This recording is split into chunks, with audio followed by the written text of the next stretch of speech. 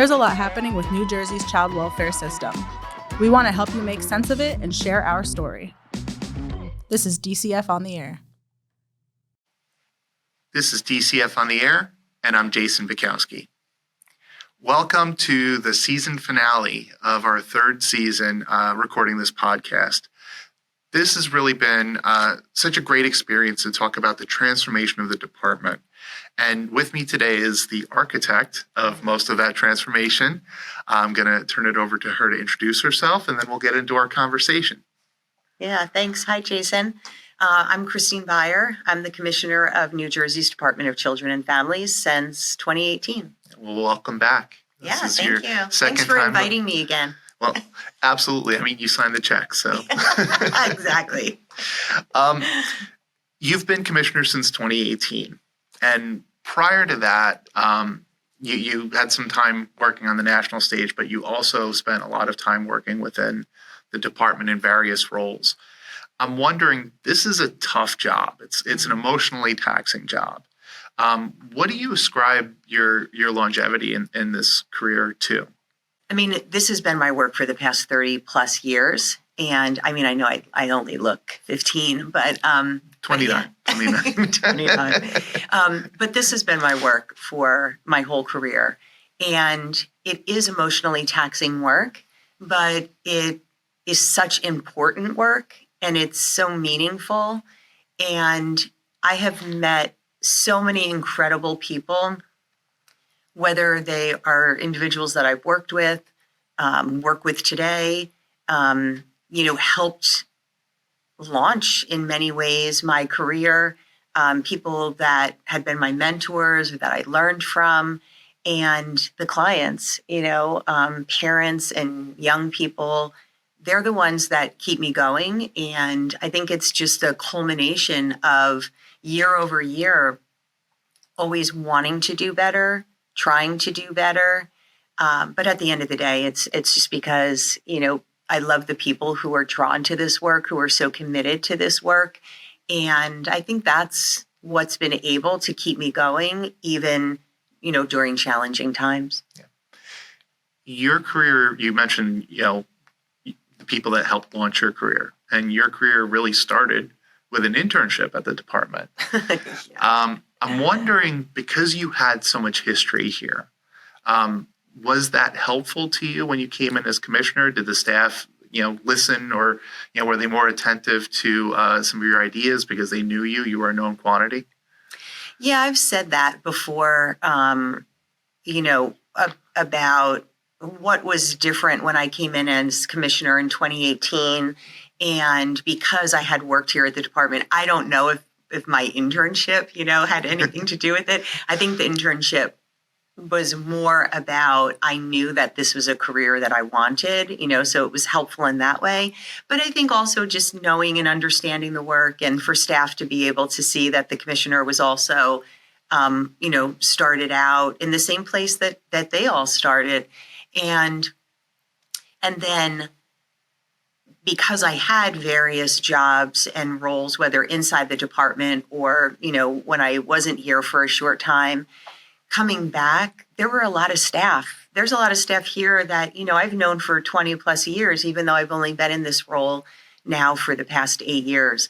And so coming into this role in 2018 really allowed us, this administration, to kind of hit the ground running, because it didn't have to spend a lot of time building up trust.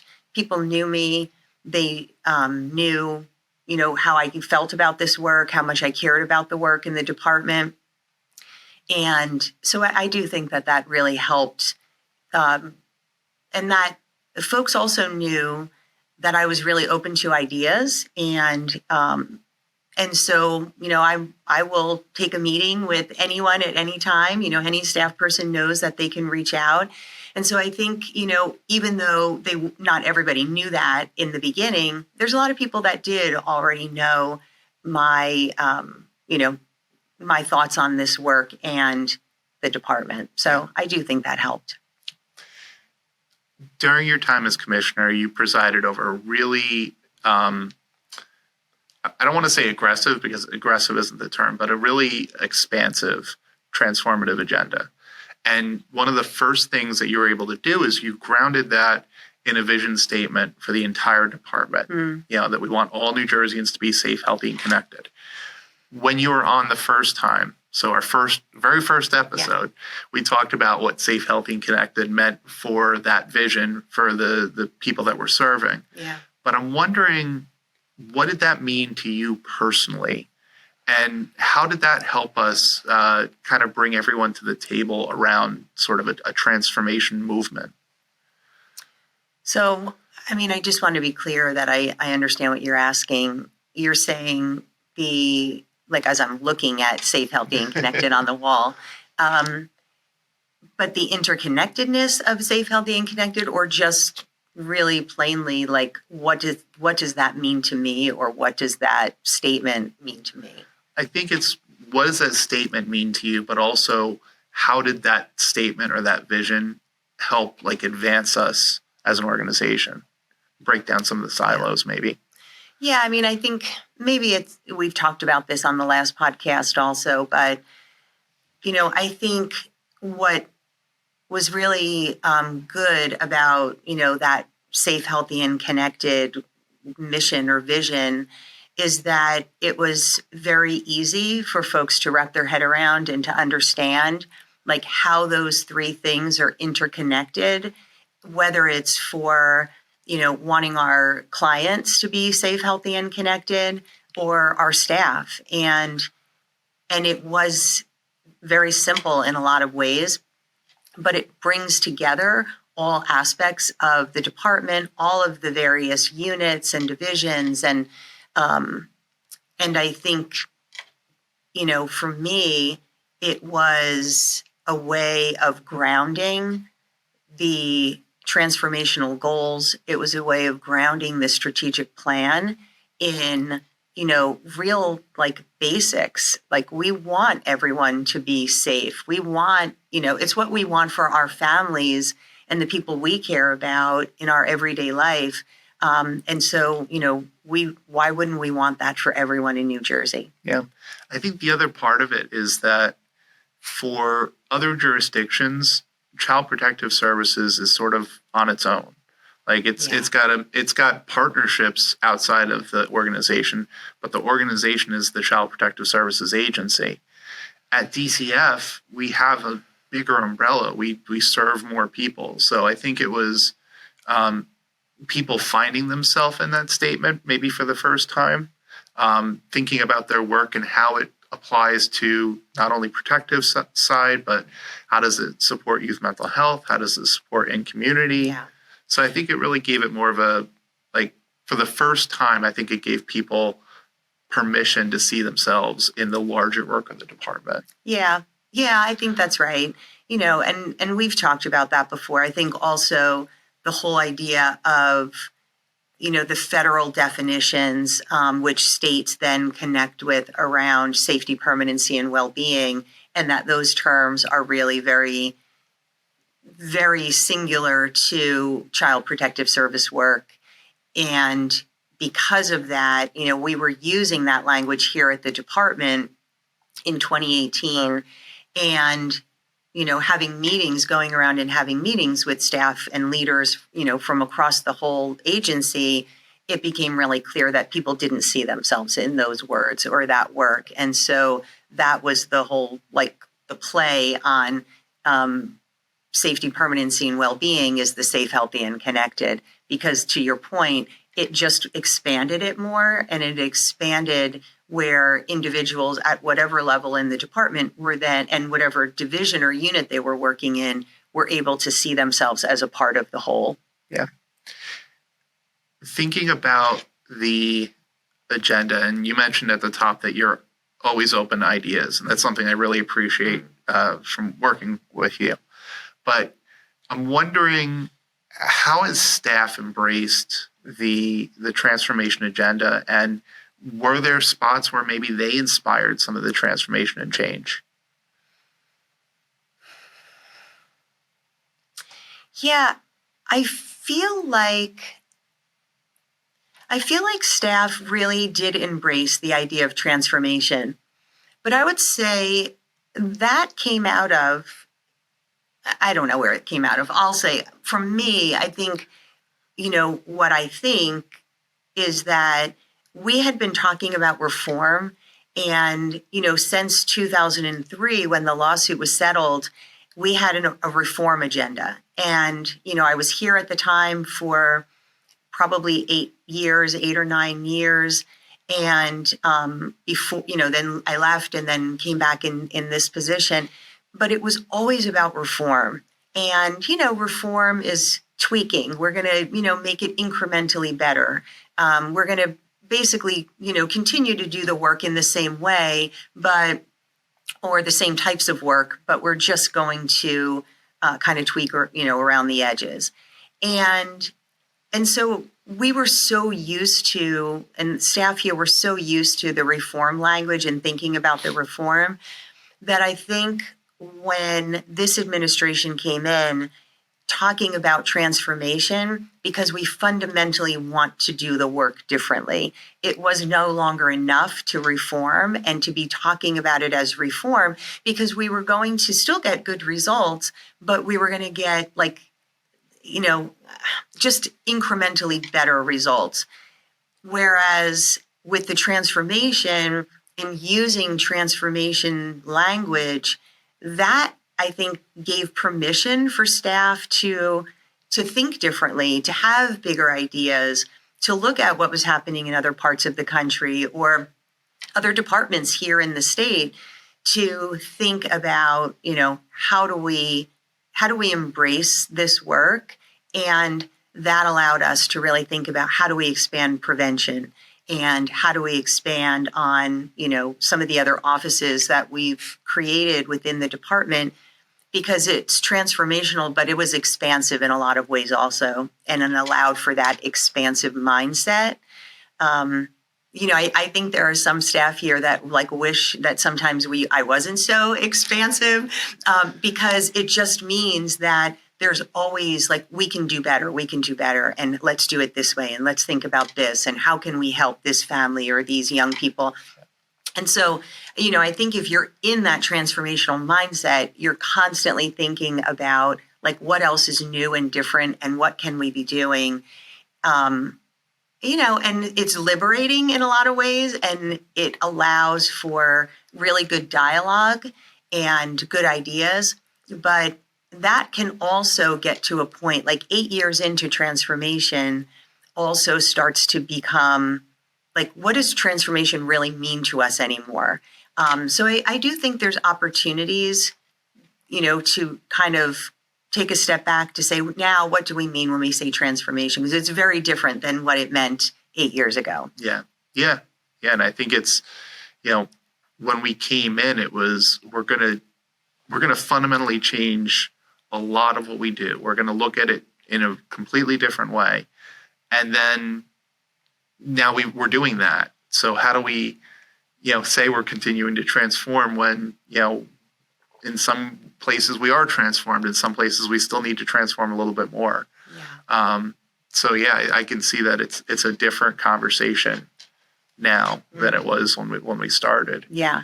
But I'm wondering if you could reflect on the agenda and what you see as maybe some of your biggest accomplishments through that transformation agenda. What were the things that when we're ultimately done here, that you're going to walk away and say you're most proud of? Oh gosh, you're going to make me cry. That's why I brought the tissues for that reason. Gosh, I got emotional because I don't know that there's one thing. It's this has been these last 8 years, with the staff and the work that we've accomplished and what's been done. I'm just proud of all of it. How people really showed up and how they showed up for each other, how they showed up for the administration and for this new agenda, because, it was new and different. And how they showed up for the youth and families and children of New Jersey. And, so when I just think about what I'm proud of, Like, it's just all of it. The individual initiatives, I think, that I'm proud of, how much time do we have? Because there's a lot. But I would say exiting the lawsuit, that tops my list, because I was here. I started my career at the state when the lawsuit was settled. And so I was here in the early days of that settlement, and the chaos that surrounded it. I mean, all well-intentioned, but very chaotic as we were trying to figure out, how to quickly make big changes and improvements in the system. And so being a part of that, like, incremental progress and the process of that and the reform efforts all underway, I think being in this seat when then we were able to be in court and the judge dismissed the case and, we exited, that was an incredible day. And so I am very proud of that. I'm proud of the fact that, I came in with a kin first agenda that I feel, still believe, and a lot of the staff believe it now too, is that children fare better with their families, with people who know them and love them and they have relationships with, and it helps reduce trauma for children who have to go into foster care if they're able to be with loved ones. And so, the fact that this administration now, with that agenda, we have more children in foster care placed with relatives and kin than, stranger foster care. That's a huge accomplishment. It's just so much better for children. Yeah. New offices, creating our transformational offices, which was the crux of the core approaches, which was a strategy in our strategic plan to be able to help transform the organization. Legislation that was signed, oh gosh, I should have made a list, but I would say those things, and I know I'm missing one or two big things. I did make a list at one point. Yeah. And I came up with about 80 things on the list that we've done since 2018. And that's huge. I know, I'm tired. I believe that 80 is the number. There's a lot of staff here who are tired because it was like pushing, but 80 is like, 10 a year. That's pretty good progress. Yeah. And it shows. I mean, it shows in outcomes. Yeah. We, during your administration, we were the state that hit the lowest out-of-home placement. We were the state that hit the kinship goal and had more kids placed with kin than with traditional foster care settings. A low maltreatment rate. So, this is an agenda that works. Yeah. At the same time, I mean, all of those things that you just named were at the same time that we were building up our prevention services. And I think that's the other thing. I should have counted that probably right up at the top of the things that I'm proud of. Because, I mean, I want to say it's probably a 200% increase, easily a 200% increase in the amount of resources and programming that we have that are focused on primary prevention, to keep kids and families from getting deeper into government intervention, government services, being a call to the hotline. And so, I mean, I think some of those prevention programs get to why we have lower rates of kids in out-of-home care also. Yeah. During your time in this position, we also experienced the COVID-19 pandemic. And I'm wondering, from your perspective, did that change any of the transformation calculus? Did we have to pause on certain things to just focus on the basics? Yeah, you said 80. We could have got to 100. We could have gotten to 100 or better with initiatives and new ideas. I didn't mean to cut you off there in your question, but it did impact the work that we did at the department, because it was almost 2 years we didn't pause some of the work that was already underway, But we definitely had to stop and track and adjust to ensure that, we were still delivering the basic services that we're required, to administer.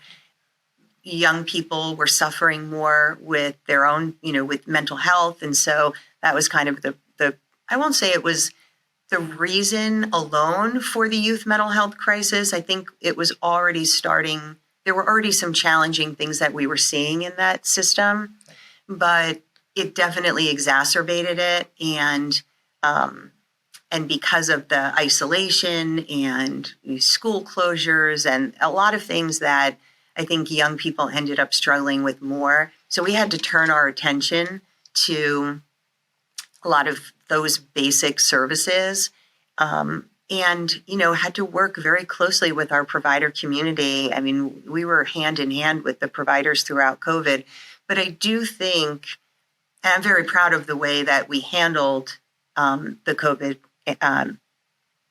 pandemic here at the Department of Children and Families, because we didn't stop services. Like, there was no loss in service for any family, that was receiving services from the department or our provider community.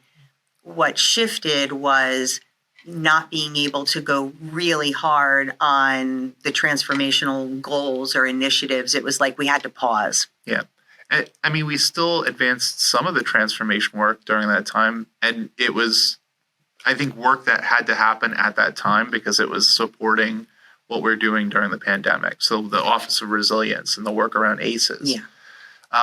Really bolstering the Office of Staff Health and Wellness as our own staff were experiencing a lot of that stress. Yeah. So I feel like the transformation, it took on deeper meaning during that time because these were things that it wasn't just we're going to change this and ultimately that'll pay out in 5 years, 10 years. It was stuff that we were seeing the need right then and we were responding to that. Yeah, that's right. And, thinking about, there were a lot of, like the Powerful Families, Powerful Communities initiative and, community, like trying to co-design with community, like those co-design efforts.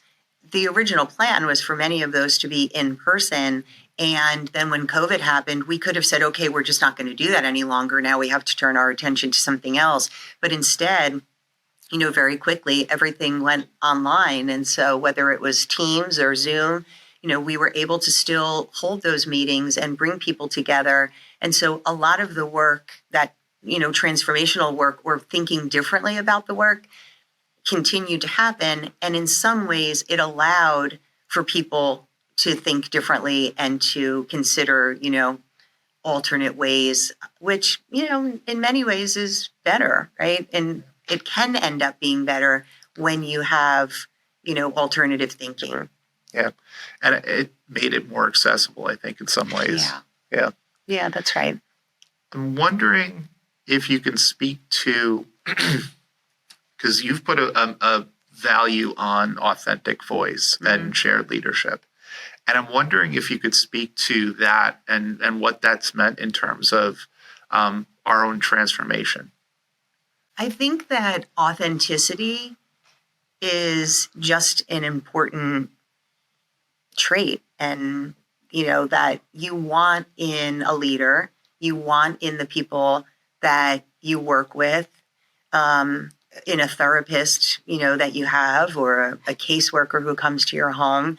And so being authentic or showing up as your authentic self goes a long way to building trust and goes a long way to having people believe and buy in, to your vision or your transformational goals. And so I think that having authentic voice of the people who we serve in this department or who we are here to help, it's, without, like, if I'm going to be authentic or I'm showing up as my authentic self, I also have to give the individuals that I'm talking to the space to show up as their authentic self.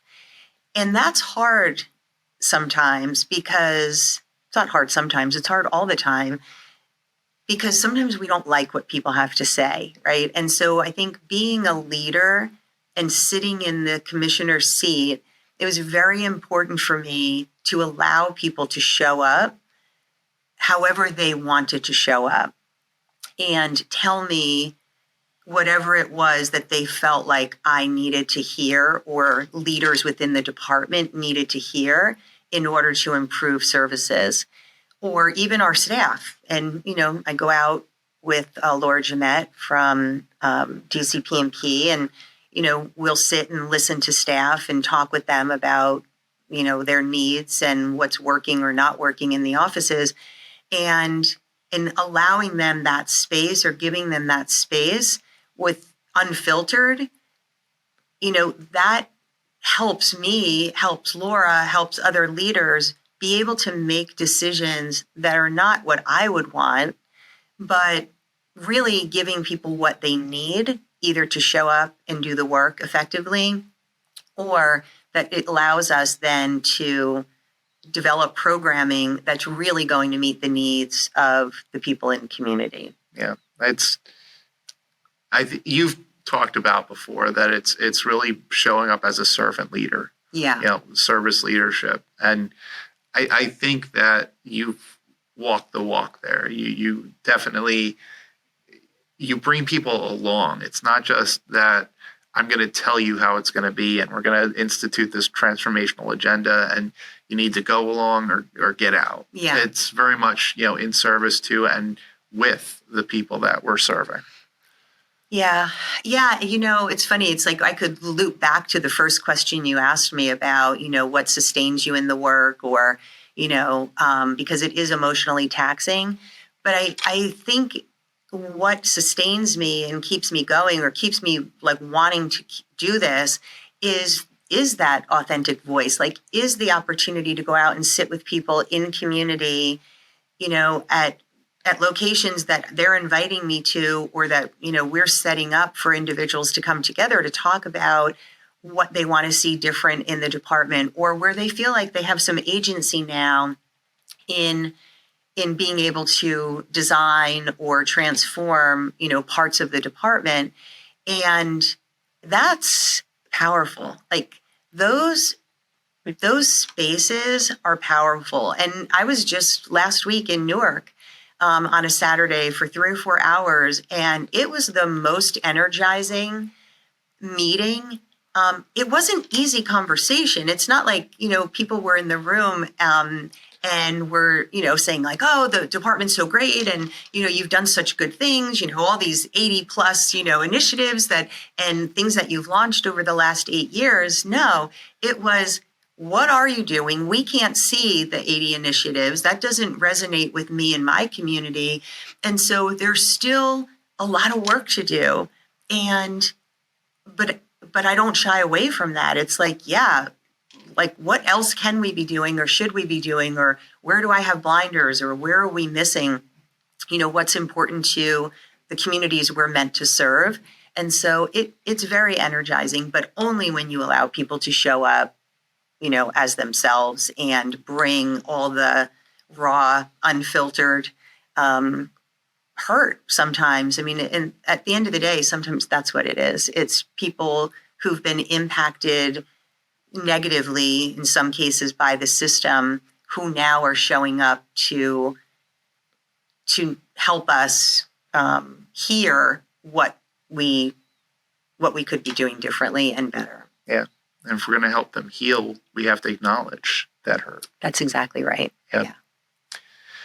Thinking about the state of New Jersey's child welfare system, and maybe even looking bigger picture nationally, I'm wondering what are your thoughts on the state of child welfare right now, and are we, in New Jersey, we've had this transformational work that's been going on, but are we seeing a sea change that's happening in child welfare outside of New Jersey or broader to, what's happening nationally?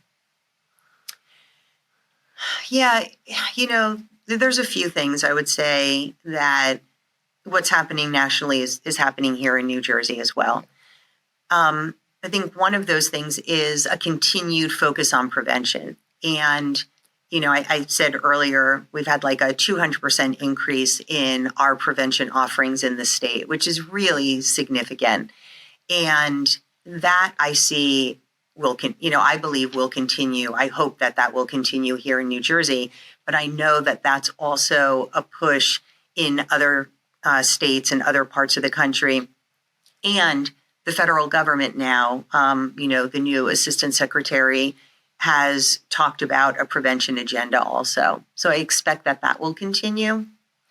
I think one of the other things that, we mentioned also is the youth mental health crisis and the impact on young people in child welfare and child protective services that are duly involved with youth mental health or behavioral health systems, and that we're seeing higher acuity, kids who are entering the system for the first time, like a behavioral health system for the first time, with really significant needs.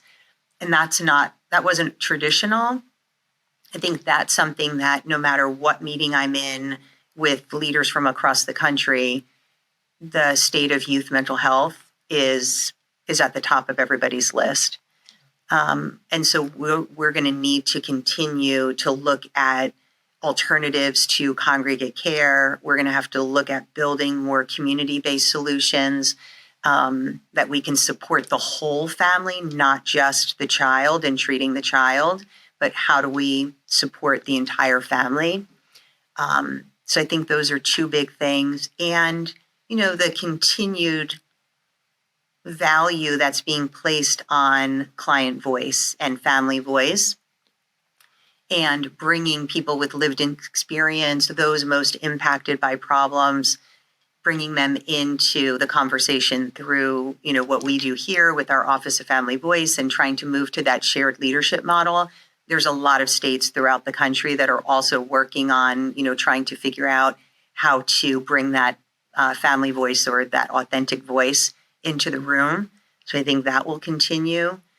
And there's, always a continued push on reducing the number of children in foster care, which ties back to the prevention effort. Like, how do we prevent children from coming into foster care? And we do that by supporting their families and building strong families. So those are those primary prevention supports and services. And, like with our universal newborn home visiting here in New Jersey that was developed under this administration, that's a way that you're starting to become involved with families and help them get off on the right foot and start building their new family from the time that their child is born. Yeah.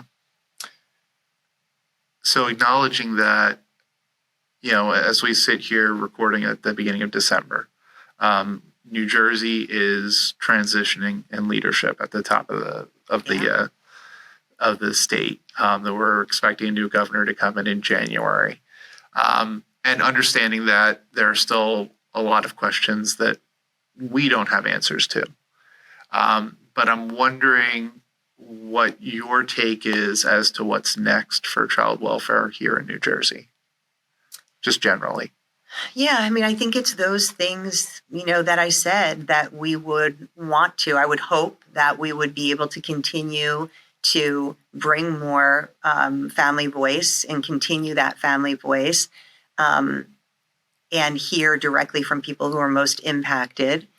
And then that also guides, like, what are the policies and the practices and, legislation potentially. And so that's a great place to start. And they have no shortage of ideas of, what needs to change. So I think that will be really helpful. Continuing along to be focused on prevention is going to be really important. And again, it's like we've wanted to shift this system from being so focused on child protective services, like that being the biggest part of the department, to kind of shrinking that, allowing it to shrink by the development of more prevention services and more in-community support services for youth and families so that they don't need deeper government intervention or they don't become a call to the child abuse hotline. So I would hope that those things would continue as well.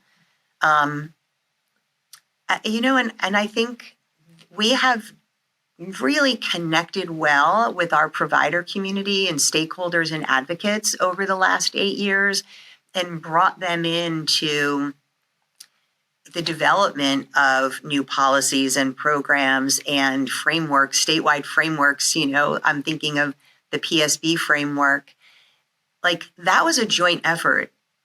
And I would say what's been most successful and what I believe will continue into the future are not the things that we designed alone, or not the things that I sat in my office and said, oh, I think we should have this new program, right? I didn't do that. It was bringing everybody together, like all the stakeholders together. So all of the work that we've done over the last 8 years with bringing our provider community, our stakeholders, advocates together with individuals with lived experience, those who are most impacted by our system and our staff, and hearing directly from them, it's like that's where the power is. And so building those coalitions or building those opportunities for folks to come together to talk about what needs to change, to talk about continued transformation. I think that's where the future of child welfare in New Jersey is going to be defined, is by, everybody coming together and continuing to work together and not being afraid to listen to individuals when they say it's not working for me, or, the way that this is designed is not working for me. And, we just need to continue to keep evolving. Yep. Well, Commissioner, thank you for your leadership. Thank you. Your mentorship. I feel like working with you these past 8 years, I've learned and grown. So I really appreciate that. Yeah, thank you. I appreciate that. So there you have it. That's our season 3 finale for DCF on the Air, where we talk about the transformation of the department, where we talk about the transformation of the system as a whole, this big system, child welfare. How are we supporting families in New Jersey? It's not just DCF. It's all of us working together. So thank you for your partnership, your ongoing support, and tune in next year for hopefully some more DCF on the Air.